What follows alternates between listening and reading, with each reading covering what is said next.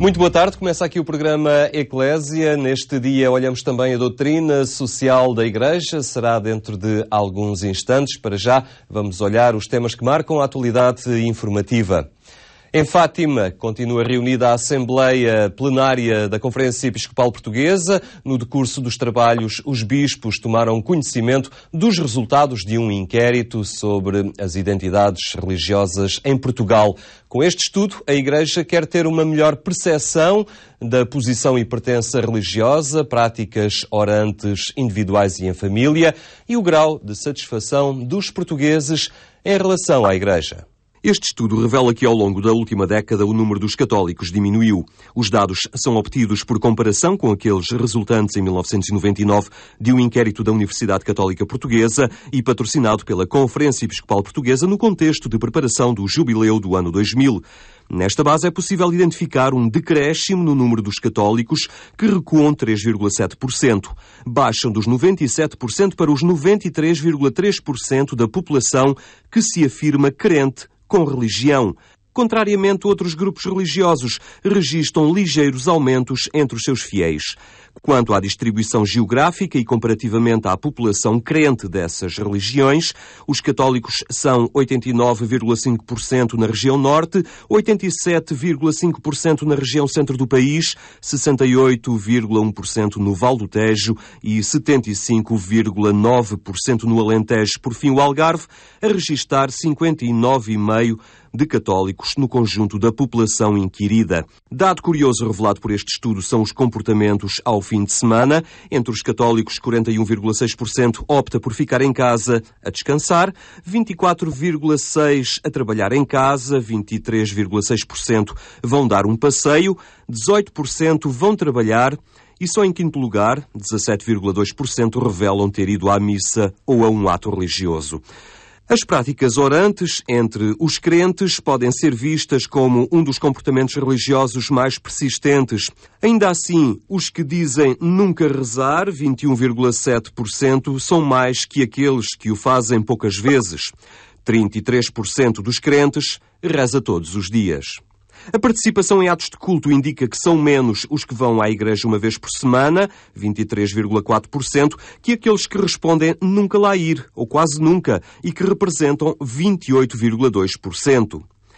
9,5% dos portugueses declara-se indiferente, agnóstico ou ateu. Em todo o caso, Portugal continua a ter uma identidade religiosa homogénea, com 93,3% da população que se diz crente com religião a declarar pertencer à Igreja Católica. A Associação Portuguesa dos Amigos de Raul Folrot celebra este ano 25 anos de existência, uma associação sem fins lucrativos que estabelece a sua ação pelos 4 cantos do mundo, prestando assistência material, sanitária e moral às pessoas afetadas pela lepra. A APARF, através de atividades baseadas nos princípios fundamentais da solidariedade e da fraternidade humanas, promove ações de luta contra a lepra e outras causas de marginalização social. Procura colaborar com as organizações congêneres existentes noutros países, quer no domínio da informação e da investigação científica, quer na assistência aos leprosos de todo o mundo. A associação, o seu objetivo fundamental, e isto inspirado em Raul Folrot, é exatamente dedicar toda a sua atividade, toda a sua ação aos últimos. Quem são os últimos? São aqueles que, em função da pobreza, da doença, são marginalizados. Na realização dos seus objetivos, a APARF apoia anualmente muitas dezenas de projetos para tratamento e cura, reabilitação e reinserção de milhares de leprosos, além de outros projetos de ajuda, acompanhamento e assistência a famílias e pessoas vítimas de exclusão social, tentando assim restituir a uns e outros a saúde, a dignidade e a alegria de viver. Um trabalho que, além de Portugal, abrange outros países de língua portuguesa. Moçambique, concretamente, leva 35% do nosso orçamento destinado a projetos. É alguma coisa, leva 3 vezes mais do que o país, leva 3 vezes mais do que Angola, leva 3 vezes mais que o Brasil. Porquê? Porque é um país com 22 milhões de habitantes, um país muito pobre, esteve na cauda dos países a nível mundial dos mais pobres e continua com algumas melhorias, mas continua a ser um país muito carente. E nós procuramos, com essa ajuda, realizar o objetivo para que a associação foi fundada. Para voluntários e missionários, o apoio da APARF é essencial para poder auxiliar os muitos pedidos de ajuda que encontram nos países africanos. A APARF tem desenvolvido muitas iniciativas. A prova disso é o meu testemunho. Eu sou missionário de São João Batista, estive 13 anos em Moçambique, no interior, no norte, e de facto desde a presença dos voluntários, que foram vários, que estiveram na missão, bem como a ajuda no desenvolvimento de vários projetos ligados seja à saúde, seja à educação, seja à agropecuária, bem como a dignificação dos próprios doentes da lepra. Desde a sua criação, a APARF faz parte da União Internacional de Associações de Raoul Folrot, uma união indispensável para a concretização dos vários projetos internacionais. A APARF e a nossa fundação em França, a Fundação Folrot, pertencem a uma grande federação, que é a União Internacional das Associações Raoul Folrot. São a grande família de Raoul Folrot, o nosso fundador, que nos reúne a todos. Sou o presidente desta federação e é por isso que vim aqui para celebrar com a APARF os 25 anos de existência. Em 25 anos, a APARF apoiou 1.306 projetos em 51 países. Em Idanha, a Nova, a Semana Santa é sempre rica em tradições. Todos os anos, um pouco por todas as 17 freguesias do concelho, a Semana Maior é vivida intensamente. Cantos de encomendação das almas, procissões, cerimónias lava-pés ou o sábado de Aleluia são alguns dos rituais que, faça sol ou faça chuva, todos os anos acontecem por terras raianas e que agora também eles estão registados no livro Mistérios da Semana Santa em Idanha.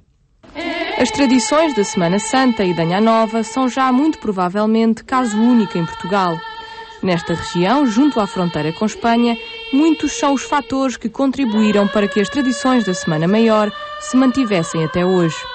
Nós pensamos que há várias razões que levaram a isso. Não só o isolamento muito do concelho, porque foi de facto um concelho muito isolado, o próprio analfabetismo foi dos concelhos onde graçou sempre uma maior taxa de analfabetismo e, além disso, a presença dos templários foi de facto muito importante.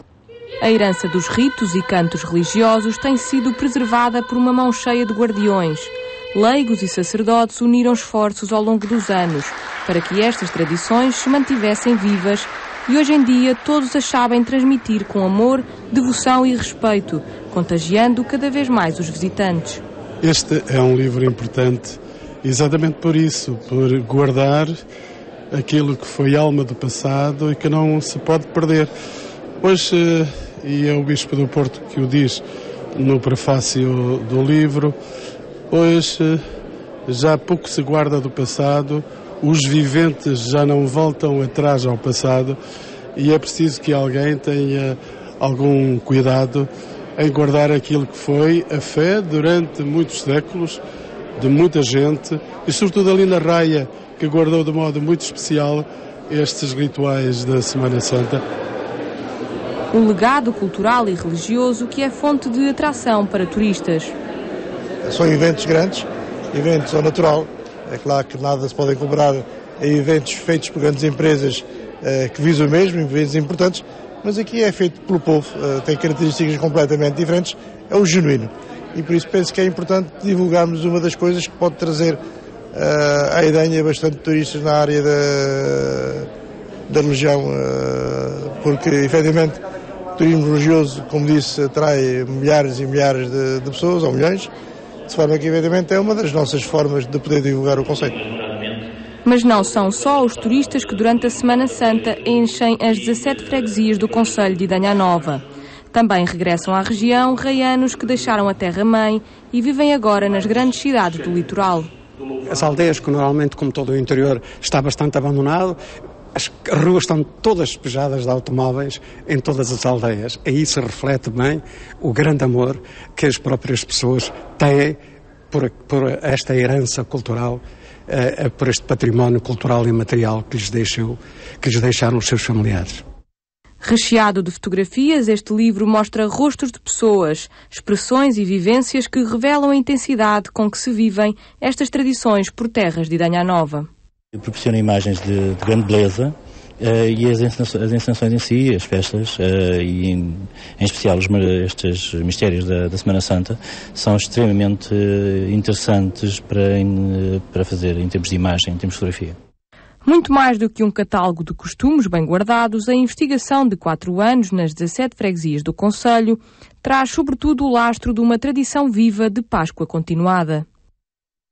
E olhamos agora à doutrina social da Igreja. A jornalista Imelda Monteiro conversa com a economista Manuela Silva e o jornalista Francisco Sarsfield Cabral.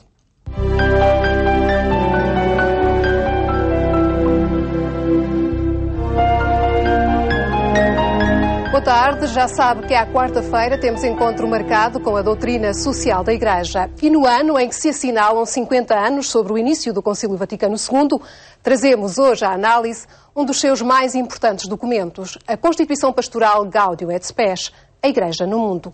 E hoje temos novas presenças na rubrica. Comigo tenho a doutora Manuela Silva, é docente universitária de Economia, já foi presidente da Comissão Nacional de Justiça e Paz e atualmente dinamiza também o Grupo Economia e Sociedade desta mesma comissão. Aqui do outro meu lado tenho o Dr. Francisco Sarsfield Cabral, jornalista e comentador de assuntos económicos e políticos. Além destas características, ambos têm uma em comum, são católicos empenhados na defesa dos princípios da Igreja. Muito obrigada por estarem connosco. Começo por si, doutora Manuela. A Constituição Gaudium et Spes tem quase 50 anos. Foi aprovada quase no final do Concílio Vaticano II, em 1965. Continua a ser um manual para a pastoral social da Igreja? Certamente que sim, mas eu gostava de voltar um bocadinho atrás, em primeiro lugar, para cumprimentar este programa. Eu penso que é da maior oportunidade trazer para a opinião pública, e não só dos católicos, o riquíssimo manancial que constitui a doutrina social da Igreja. E certamente que o Concílio Vaticano II deu um impulso nesse sentido. E se estamos a fazer uma comemoração relativamente ao ano em que se iniciou o concílio, penso que fica muito bem dar o devido espaço e o devido relevo à doutrina social da Igreja. E desse ponto de vista gostaria de deixar aqui explícitos os meus parabéns. Muito obrigada. Quanto à Constituição Pastoral, convém lembrar várias coisas. Em primeiro lugar, que foi um documento muito difícil de aprovar. Não é por acaso que ele foi aprovado exatamente na véspera do encerramento do concílio. E depois de ter passado por um longo processo de discussão, que começou logo nas primeiras sessões do concílio com a apresentação do chamado Esquema 13, que abordava esta problemática da relação da Igreja com o mundo, e depois, através das várias sessões do concílio, sofreu diferentes evoluções, rejeições, aprovações, etc., até que temos este magnífico documento. É um documento avançado para a época, por isso é que foi difícil a sua aprovação? Eu diria que, em parte sim, naturalmente que era um documento avançado para a época, mas era sobretudo um documento, e era isso que eu queria sublinhar, que traz uma concepção nova da Igreja na sua relação com o mundo. Esta é talvez a maior novidade da Gaudium et Spes, porque ao ter que refletir sobre a relação da Igreja com o mundo, que é a temática nuclear da Constituição Pastoral, teve que repensar-se também a si própria e trazer para o interior do documento a reflexão que já tinha sido feita num outro documento conciliar, que é a Constituição Dogmática Lumen Gentium. E como é que a Igreja se repensa a si própria na relação com o mundo? Desde logo, reconhecendo o mundo como uma realidade boa. O mundo não tem que ser ostracizado, não tem que ser rejeitado, porque é neste mundo, nestas condições concretas, nesta relação dos cotidianos da vida humana dos homens e das mulheres, que se inscreve o plano de Deus. E por isso mesmo se inscreve também a própria Igreja. Portanto, esta ideia é uma ideia forte, uma valorização das chamadas realidades terrestres. Depois tem um outro aspecto muito positivo, que é a Igreja aparece não como quem está de fora do mundo, de fora das realidades terrestres, para as ajuizar como se fosse um espectador ou um juiz dessas realidades, como fazendo parte da própria comunidade humana. A doutora Manuela Silva já continua a desenvolver a sua ideia. Eu só vou passar aqui ao doutor Sarsfield Cabral para me dar uma primeira impressão também sobre esta Constituição e a originalidade e a atualidade da Gaudium et Spes. Eu só quero começar por recordar o entusiasmo com que todos nós, com uma certa idade, seguimos este processo, nomeadamente na Gaudium et Spes, mas também noutros documentos conciliares, porque o concílio durou 3 anos, não? Cerca de 3 anos, e foi de facto uma grande esperança para a Igreja e trouxe coisas muito boas. A originalidade, eu não sei se é a originalidade, mas para já a Gaudium et Spes diz logo que Deus quer que a humanidade seja uma família. Portanto, se é uma família, as pessoas têm que se tratar de outra maneira, os povos, etc. Mas isso é uma coisa genérica. Mas depois também vai a coisas muito concretas. Por exemplo, que me interessa bastante pela parte da globalização e da internacionalização, diz as instituições internacionais, mundiais ou regionais são beneméritas do género humano. É uma coisa que era raro ouvir-se, mas enfim, tem muita outra dimensão. Como disse a Manuel, é de facto uma nova relação com o mundo. E é uma relação muito, muito curiosa porque o dar o valor às realidades terrenas significa, por exemplo, dar valor ao dinheiro, dar valor ao poder. Tudo isso tem valor, desde que seja usado no bom sentido. Agora, também gostava de dizer uma coisa, se me permite, em geral sobre a doutrina social da Igreja, como é a primeira vez que participo neste programa. Eu acho que há 2 equívocos ou 2 coisas relacionadas à doutrina social da Igreja. A primeira é que há muitos católicos que acham que a doutrina social da Igreja é assim uma coisa bonita, música celestial, não é para levar a sério.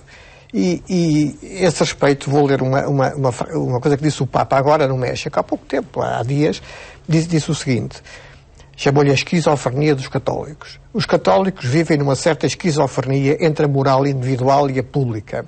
No plano individual são católicos crentes, mas na vida pública seguem outras vias bem distantes dos grandes valores necessários à fundação de uma sociedade mais justa.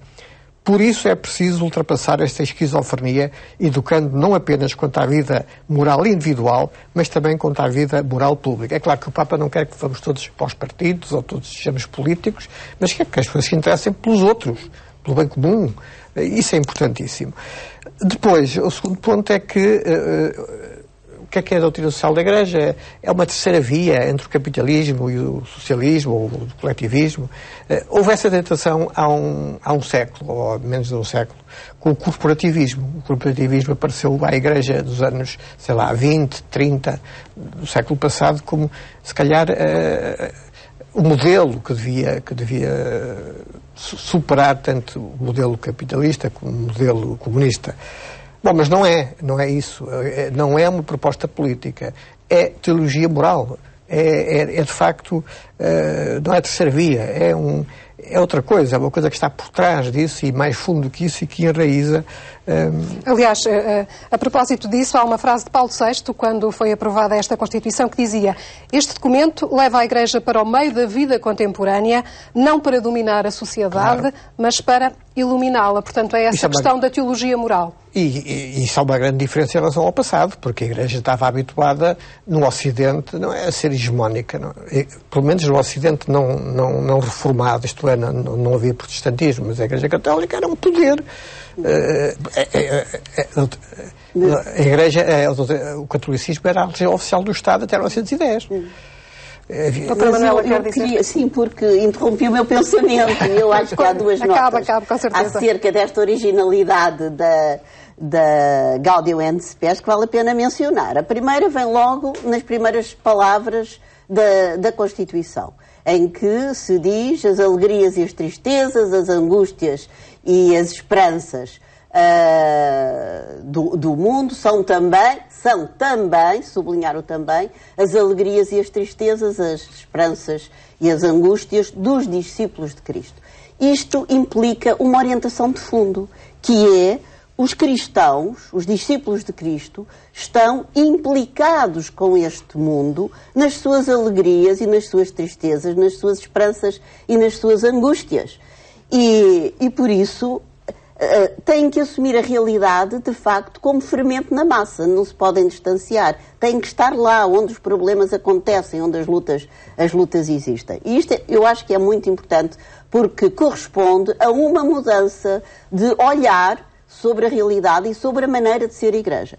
E depois uma outra nota, que é, o Francisco já referiu que a Igreja durante vários séculos se assumiu como um poder, a Gaudium et Spes muda 180 graus. A Igreja é serva e pobre, e a atitude em relação ao mundo só pode ser uma atitude dialogante com vista a uma mesma família humana.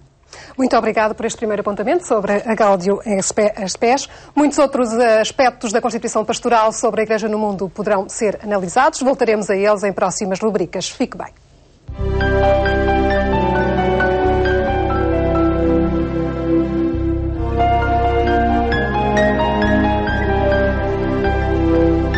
Termina o nosso espaço informativo, que pode acompanhar também na internet em agência.eclesia.pt. Esse é o sítio multimédia onde encontra toda a informação relacionada com a Igreja Católica. Tenha uma boa tarde e até amanhã, se Deus quiser.